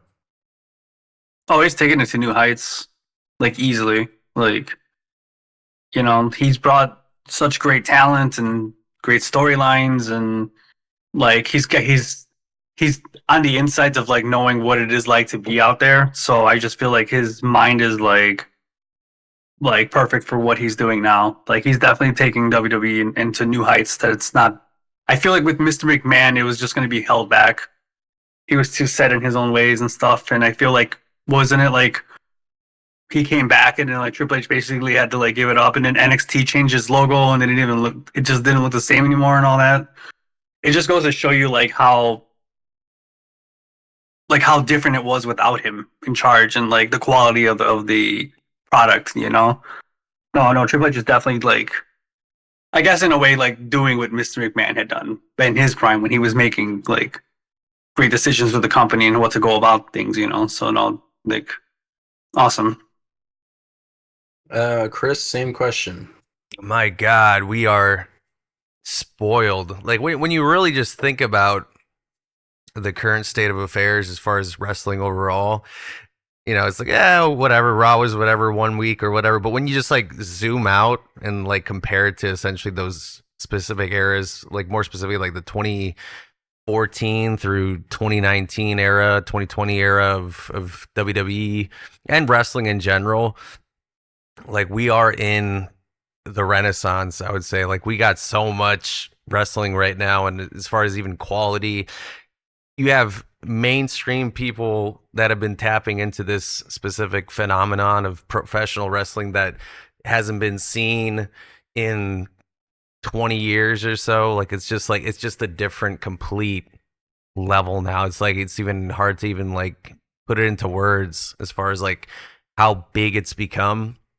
Because then you do have like AEW, which was a response to that shitty era, but they still exist, and you have all these variations, and it's just become this accessible thing. So it's peak. I mean, this is, if we're talking final form, this is 100% complete Triple H final form right now, I think. Yeah, I mean, think about like what you mentioned, like some of like the changes that you couldn't even imagine. Like think about like where we were in 2006 and how TNA was, and how like people said that X Division and all that was amazing. And in WWE you can't mention TNA. You basically pretend nothing exists outside of WWE. And now we're in 2025 where they're openly acknowledging TNA. They have an active partnership with TNA. The TNA champion Joe Hendry appeared in a Royal Rumble, like with his belt. I mean, like you can't even like envision that in 2005 or 2006. I mean, it's completely different and wild to think about. David, same question about the transition from Vince to Triple H's era. What are your thoughts? Thank God. It's the Like- sum up. That's definitely a sum up. Like it's like it's nice to have, like, how can I put it? It's ran by somebody that sees wrestling the way that passionate wrestling fans see wrestling. It's ran by somebody, like, it's a big payoff for like a lot of us who would sit through like all the bad years and like hold on to like 2-3 matches, or like, like when everybody else was signing out, I was like, no man, you gotta like hold on, and like holding on to like 2-3 good programs. Like it's a testament to like all of that. Like it's a big payoff. It's a big payoff for all the NXT call ups that felt like $1 million and then got to the main roster and just felt like absolute crap. Yeah. And this will be another question, and I'm curious what you guys think about what do you guys feel like is the biggest change in WWE under his creative control? And I guess I'll start with like, I think the genuine like human feeling of like, I just feel happy for the workers and the wrestlers about like the work environment. Because based on the conversations and interviews they've had in the past, it really felt like you were walking on eggshells, and everything had to go through him. Everything had to be like, you have to say it this exact way, and then he'd be yelling in, like Michael Cole's and JR's headsets if you don't mention a certain thing. And just having that kind of environment constantly where like that was just the norm. I mean, it just seems wild to me. And just seeing the difference in backstage, and even like guys like Undertaker who like mentioned that it's like night and day, and maybe for him he feels like it might be for the worst because they're like more chill than how they were previously. Video games. Yeah, with their video games and all that BS. Back Old man then we yells at were cloud. drinking, and drinking shots of vodka backstage and popping our pills before we went outside like real men out in the match. Like what a different time. And the other thing, like the Vince McMahon philosophy of like it basically has to all go through him, even if you offer like some kind of suggestions, it's still his final say. With Triple H, it seems like he really asks for other people's opinions more so, and he like listens to them more actively. Like Vince would ask folks for opinions, but I feel like Triple H takes a lot more into consideration and is comfortable giving some creative like freedom to these folks. In terms of like their promos and all that kind of stuff. I feel like that is one of the biggest differences. Chris, what do you feel like is the biggest difference between the Vince and Triple H era? I mean, I think one word you can use is freedom. I think there's a creative freedom. I think there's an environment to have input from potentially, other wrestlers to Triple H. Like, still probably envision what Triple H kind of wants to see, but I think there's, again, a sigh of relief, like a breath of fresh air, like all those little analogies, whatever you want to call it. Like, that's definitely the vibe in the current version. Like, there's just room for you for the company itself to just kind of go in many different ways, kind of flow like water, so to speak, kind of the Bruce Lee analogy, versus this kind of like chokehold constriction that was kind of just happening, like it needs to be this way, and if you start deviating from that specific thing, it's like that's wrong, like that kind of a thing. So it definitely just feels free, open, that kind of a thing, I would imagine, backstage, just based on what you said and what interviews and things like that are saying. Yeah, I mean, I don't know if like a CM Punk return would be in the cards if like the Triple H like backstage like just environment was not there. I don't know if it would happen. I mean, also thank you, Tony Khan, but but yeah, Andre, same question. Biggest difference. Yeah, I would kind of, it's Chris's sentiment, kind of just go along. It just feels like a much more healthier environment now. They're welcoming TNA wrestlers now and making a partnership where it seemed like Vince would never really cross that line.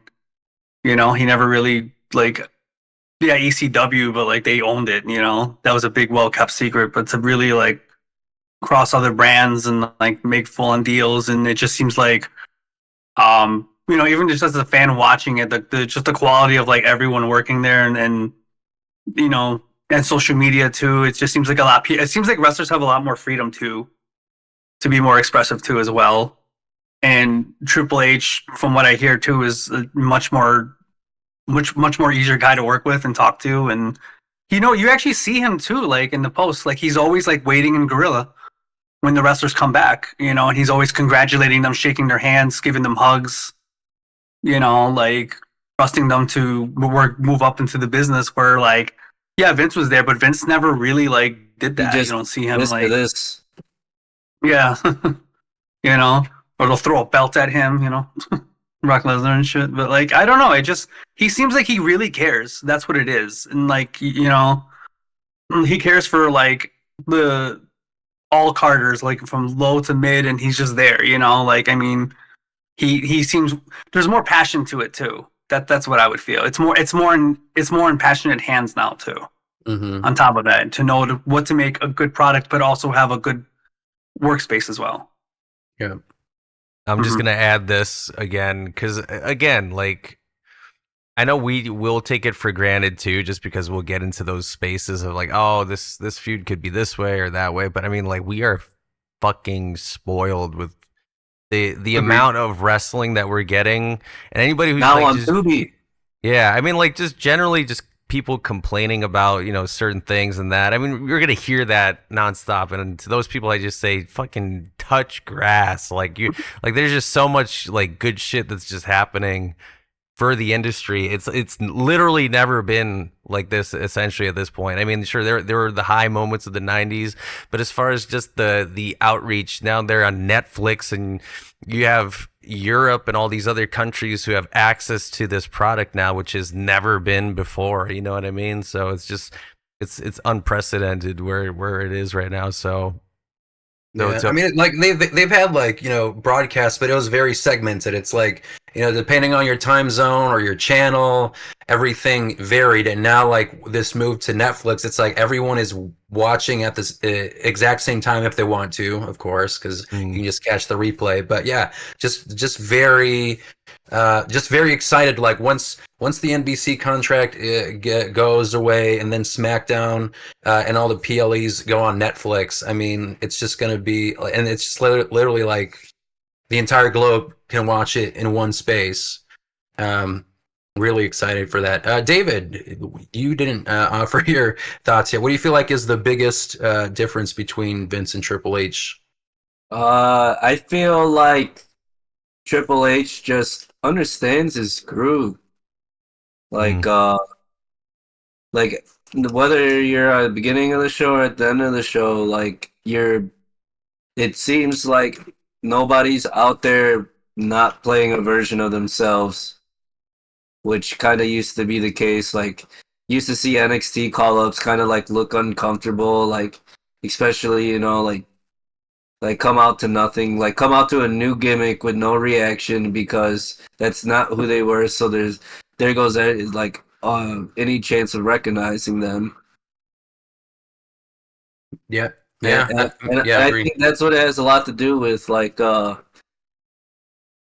think for a long time Vince just got really complacent with just relying on his 3-4 people that he enjoyed, and like it took a lot to crack into that atmosphere, like that stratosphere of like, oh, like you can tell Vince you don't like this and that. Like you see a guy like Roman Reigns who like on the outside, like all big dog Roman Reigns era, like, you know, we probably think like we always thought he was like relishing all that. And it's just like, you know, then you watch his doc and he's like, dude, I hated all of that. He's like, I hated it, but I had to get paid. Yep. I'm gonna add a point. I think so.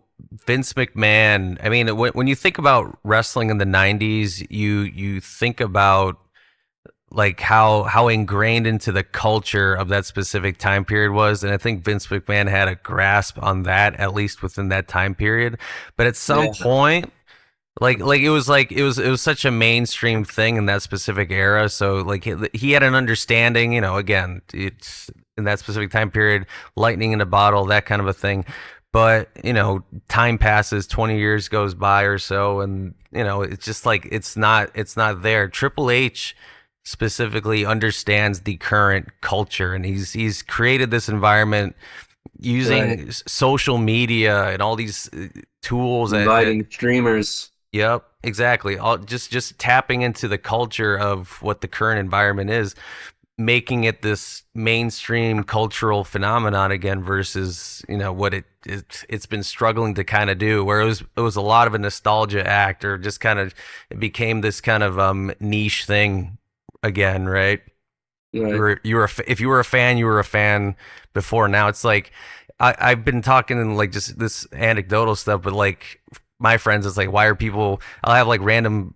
They'll be like, why are people watching wrestling? It's like I guess I should get into it because they feel that, they see how like in your face wrestling has become, where it's just like you'll be on Instagram or TikTok or whatever, and it's just like in your face highlights and all this kind of stuff. So yeah, I mean, he Triple H has just tapped into the culture, the culture, the essence of the current state, right? So yeah, I mean, that's why it's working right now. That's why we're spoiled. That's why it's a renaissance. Yeah, I agree. I mean, and if going back to that initial story, I mean, if what we just talked about for the past 2 hours isn't an example of why Triple H deserves to be in the Hall of Fame, I don't know what is. But that is a wrap for this episode of the Chi-Town Shoot podcast.